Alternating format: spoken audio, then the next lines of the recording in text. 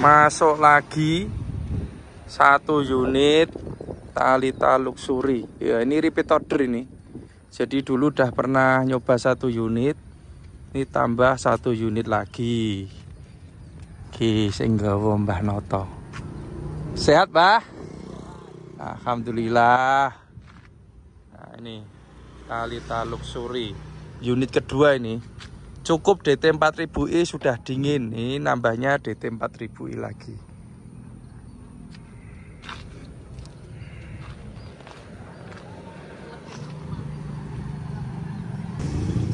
Kiriman dari Thalita Luxury. Ini dari Semarang, repeat order. Dulu udah nyoba satu unit DT 4000i. Sekarang nambah satu unit lagi.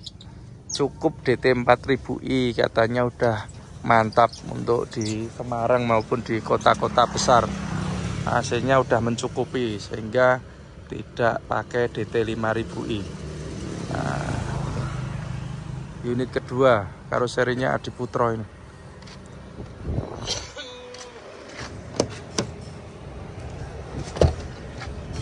Oh, masih baru ini.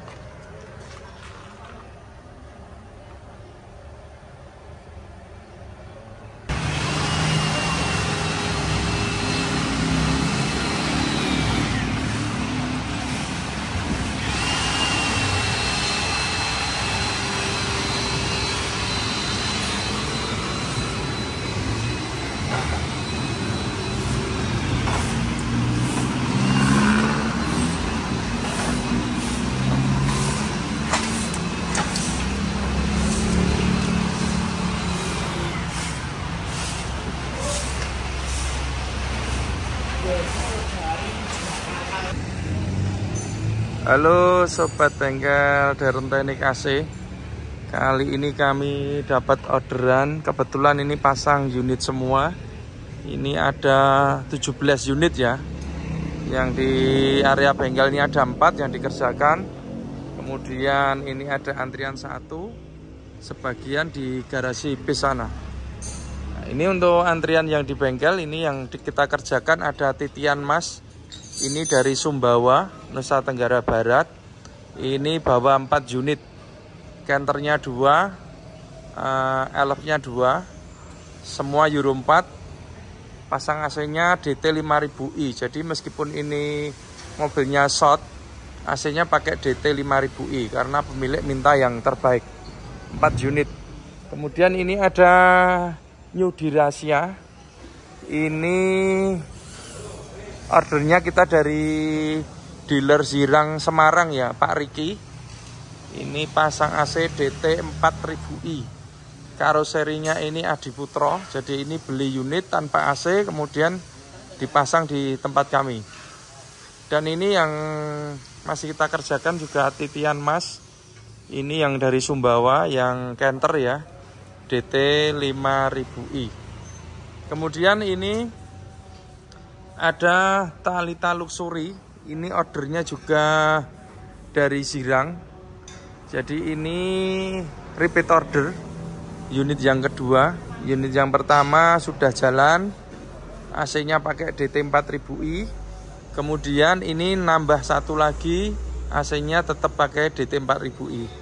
Jadi DT 4000i untuk di daerah Semarang sudah cukup dingin. Tidak ada komplain.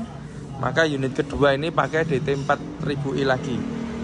Thalita Luxury ini menggunakan cc NLR Euro 4 85. Kemudian karoserinya ini pakai Adi Putro.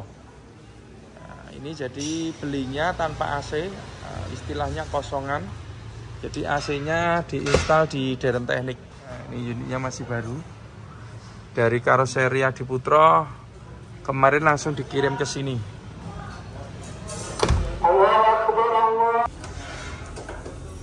Selanjutnya kita akan mereview untuk pemasangan pada unit Thalita Luxury ini. Nah, jadi ini pakai DT 4000i udah cukup. Padahal ini catnya hitam ya, bodinya. Tapi tidak ada masalah. Dingin juga AC-nya. Nah, kita mulai review untuk di bagian ruang mesin. NLR Euro 4. Ini untuk posisi kompresor di sebelah kanan di bawah jok driver. Untuk kompresor kita tetap mempertahankan pakai kompresor Denso orisinil AS20 Jepang baru ya. Ini kebetulan di tempat kami pas pemasangan hanya menerima pemasangan unit baru semua, jadi semua komponennya baru. Kompresor ini orisinilnya Denso Jepang AS20, valve-nya juga orisinil, ini kuningan. Kemudian magnet clutch atau pulley set atau bahasa bengkelnya kopling AC, semua sama. Ini juga pakai Denso orisinil. Kemudian untuk fan bell ini NLR Euro 4, untuk di bagian kompresor disediakan alurnya itu tipe B, jadi fan bellnya kita pasang fan bell B. Kemudian untuk selang kita bikin yang rapi supaya tidak terjadi gesekan ya. Jadi untuk pemasangan selang kalau bisa itu yang dibikin bebas, jangan sampai terjadi gesekan. Nah, ini kemudian itu kita bungkus pakai peredam panas supaya selangnya awet, karena di situ itu area panas, ada turbo, ada manifold knalpot, supaya selangnya awet. Kemudian kabel-kabel, jadi salah satu standar dari pemasangan kami adalah kerapian, ketelitian. Nah, ini jadi kabel-kabel juga kita bikin yang rapi. Ini sangat fatal sekali kalau misalnya terjadi konsleting. Ini sambungan juga kita pakai konektor ya. Nah, ini kabelnya mesin, jadi ya hampir sama lah gitu kita bikin supaya aman untuk kabel-kabel. Kemudian untuk di bagian alternator atau kalau bahasa umumnya itu dinamo ampere atau dinamo pengisian. Ini alternator kita pakai orisinilnya Mitsubishi dengan kapasitas 120 ampere 12 volt. Jadi untuk kelistrikan AC ini 12 volt, tapi untuk kelistrikan mobil ini 24 volt. Ini kita pakai alternatornya Mitsubishi. Kemudian bracket ini juga standar kami. Ini bracket ini supportnya dari belakang supaya di sini ini aman. Nah, kalau di sini nanti ada bracket atau supportnya, kalau sampai kena selang ini bisa bocor, bahaya. Maka ini kita desain ini di belakang untuk supportnya. Kabel-kabel juga kita bikin yang rapi seperti ini supaya aman. Kemudian untuk instalasi, karena ini DT4000, maka untuk pipanya ini pakai pipa aluminium. Dan dari belakang ke depan ini juga pakai pipa ya. Ke depan ini pakai pipa, kita nggak pakai selang. Ini pakai pipa. Klem-klem juga kita perhatikan, kita bikin yang rapi.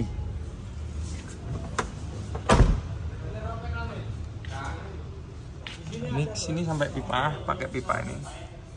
Kemudian mungkin ada pertanyaan kenapa pipa ini terurai tidak dibungkus. Nah, jadi selama ini ternyata kalau pipa ini kita bungkus itu mudah keropos karena ini bahannya aluminium. Kalau kita bungkus, air kondensasi itu tidak bisa jadi air kondensasi itu akan mengendap di sini di dalam bungkus yang menyebabkan pipa ini terendam air sehingga mudah keropos. Maka untuk pemasangan sekarang itu semua kita bikin terurai, bukan masalah biaya atau harganya. Sebetulnya cukup murah sih bungkus itu, cuma efeknya itu yang nanti bisa mengakibatkan keropos, makanya kita bikin terbuka seperti ini. Ini kita bikin rapi untuk selang-selangnya. Selanjutnya untuk di bagian evap depan, karena ini udah di finishing, jadi evap depan ini pakai orisinalnya Denso, kemudian ekspansi juga orisinalnya Denso. Untuk kelistrikan khusus untuk Euro 4 ini desain kami cukup bagus, jadi untuk mengecek relay dan sekring tidak perlu bongkar deck ini, langsung bisa kita tengok dari bawah sini. Nah, ini sudah kelihatan relay dan sekringnya. Kemudian kita beri petunjuk masing-masing fungsinya. Jadi bisa tahu kalau misalnya mau mengecek satu persatu bisa dilakukan oleh kru sendiri. Ini. Kemudian pengaturan AC nanti kita review. Kita lanjut ke AC belakang. Jadi DT 4000 ini untuk evap belakang kita pakai evap yang berbahan aluminium, standarnya LF3. Ini evapnya panjang.